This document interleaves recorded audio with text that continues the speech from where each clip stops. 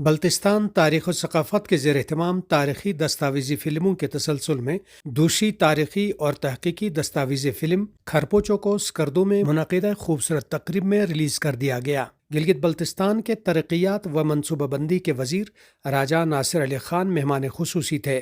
انہوں نے اپنی تقریر میں تاریخی دستاویزی فلم میں اپنائے گئے تحقیقی اصولوں اور معیار کی تعریف کی۔ وزیر اعلیٰ کے کوارڈینیٹر یاسر خان تابان نے کہا کہ اس دستاویزی فلم سے نئی نسل کو ہماری تاریخ سے آگاہی حاصل ہوگی۔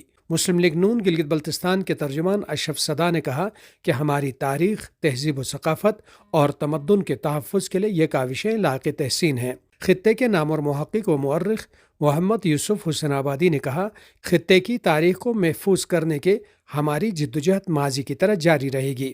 دستاویزی فلم کے اسکرپٹ رائٹر، دانشور و محقق محمد حسن حسرت نے ڈاکومنٹری کی تیاری کے مراحل پر روشنی ڈالی۔ محقق و مصنف و تجزیہ نگار محمد قاسم نسیم نے دستاویزی فلم کے تحقیقی پہلوؤں کو اجاگر کیا۔ دستاویزی فلم کے ڈائریکٹر و پروڈیوسر تہذیب الحسن نے دستاویزی فلم کے فنی و تکنیکی محاسن پر روشنی ڈالی۔ بی سی ڈی ایف کے chief executive officer Nazir Ahmad نے خطے کی تہذیب و ثقافت کے تحفظ کے لیے ادارے کے کردار پر روشنی ڈالی۔